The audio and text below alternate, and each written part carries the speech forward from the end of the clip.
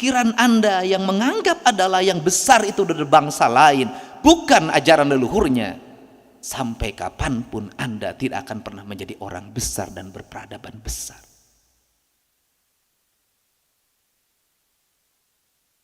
Kenapa? Karena tidak ada teologi dagang di mana yang penjual barang itu harus kalah sama pembeli barang. Kalau kita Cina bolak-balik ngambil pelajaran orang, gak apa-apa. Kalau Eropa gak apa-apa. Kalau Afrika nggak apa-apa. Kalau Indonesia tidak, karena Indonesia memiliki segalanya. Negeri ini punya segalanya. Jadi kalau negeri ini punya segalanya, ini negeri ingin maju, ini bangsa ini ingin maju, pendidikan dimulai dari mana? Anda mau nggak bertentangan dengan keyakinan halal haram yang Anda yakini? Selama Anda tidak mau melakukan itu, susah bagi Anda untuk maju. Saya belajar HMI, ketika NIK maka yang dilepas adalah pikiran dan keyakinan masa lalu itu. Kenapa? Kalau melihat undang-undang dasar kita,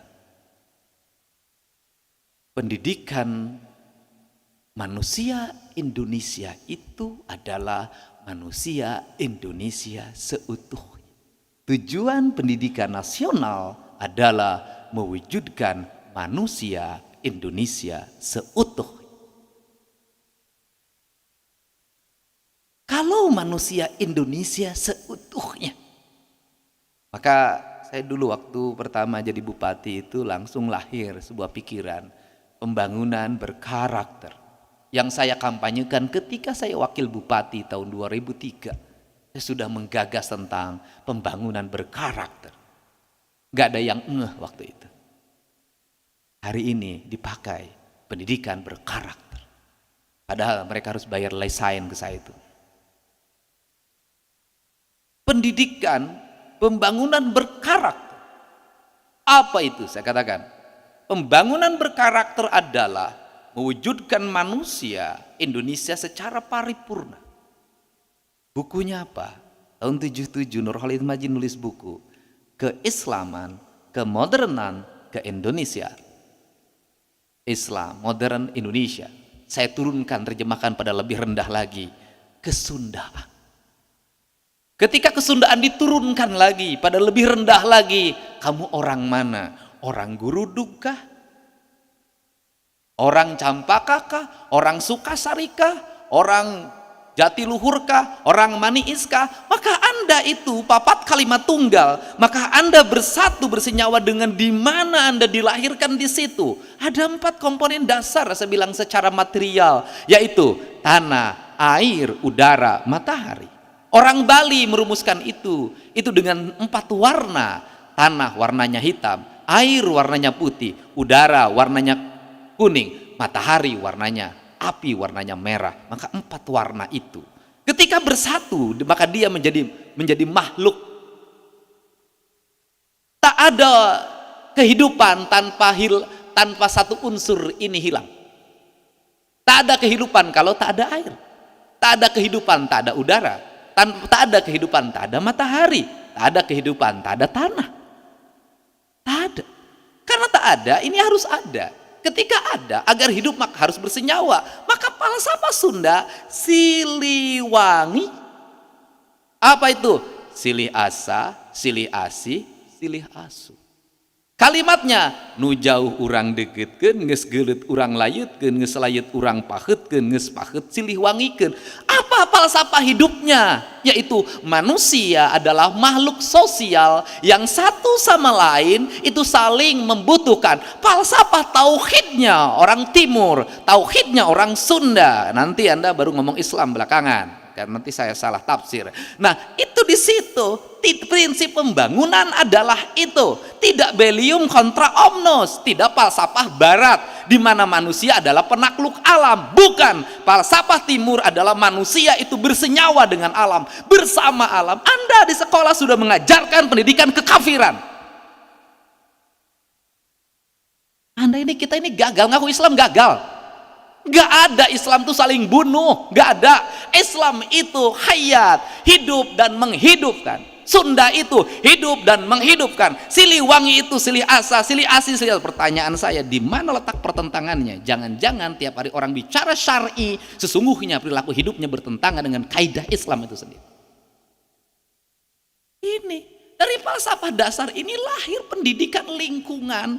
Ini bersatu, bersenyawa, nggak boleh saling membunuh, nggak boleh, harus hidup dan menghidupkan. Nggak perlu lagi material impor, cukup di sini. Di situ itu dari sisi arsitektur, semestinya negara melahirkan sekolah yang berarsitektur local wisdom, yang dia hidup. Orang Sukasari tumbuhnya bambu, maka sekolahnya sekolah bambu. Arsitekturnya semua dari bambu. Lihat mataharinya berapa derajat dia kalau panas, kalau tenggelam berapa derajat. Meletakkan sekolahnya di mana, maka di situ sekolah tuh hidup, jendelanya hidup, pintunya hidup, semua hidup dan menghidupkan. Lahir impres, lahir arsitektur asal-asalan. Di dalamnya mematikan, nggak ada Islam di situ, kagak ada. Sekolah yang nggak ada jendelanya, nggak ada Islamnya. Sekolah yang dikunci pakai kasa, nggak ada Islamnya, nggak ada Allahnya di situ. Kenapa? Anda yang ada adalah kematian. Ini kan kita sini aja udah gagal. Jadi kalau ngomong pendidikan paripurna dari sini. Nah, nanti saya selalu ngomong guru bukan buku, guru lepas buku, guru lepas buku, guru lepas buku. Saya dari dulu ngomongin gitu. Gurulah penentu kedaulatan murid, gurulah penentu martabat murid, gurulah penentu kelulusan murid. Maka guru tidak boleh diintervensi oleh apapun. Tidak boleh diintervensi oleh kurikulum, tidak boleh diintervensi oleh kepala sekolah, tidak boleh diintervensi oleh dinas pendidikan, oleh menteri sekalipun. Dia adalah guru, kedudukannya lebih tinggi dari menteri. Ya guru diatur-atur.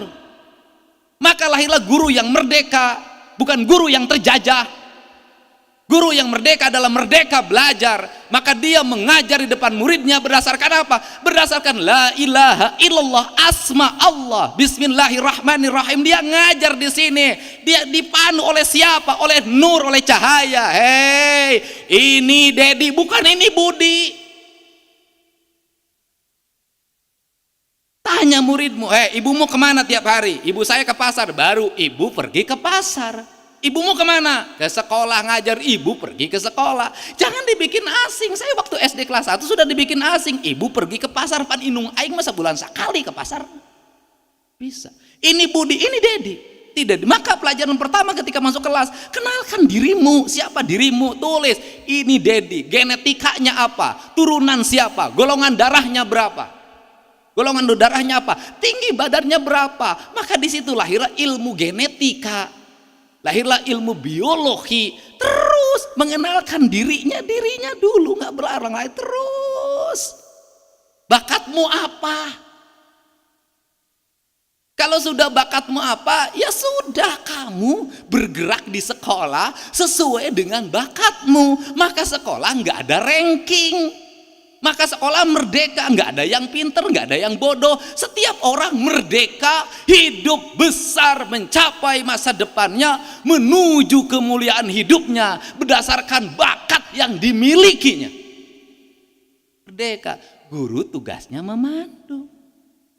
Ini standar dasarnya calistung, baca, nulis, ngitung. Nggak bisa ngitung ditukar dengan kalkulator, nggak bisa. Secanggih apapun perkembangan teknologi, metodologi ini tetap harus dilakukan. Kenapa? Itu pelatihan otaknya agar bergerak. Anak-anak belajar stres. Jadi kalau di sekolah stres nggak apa-apa. Karena apa? Karena orang stres itu adalah orang yang normal.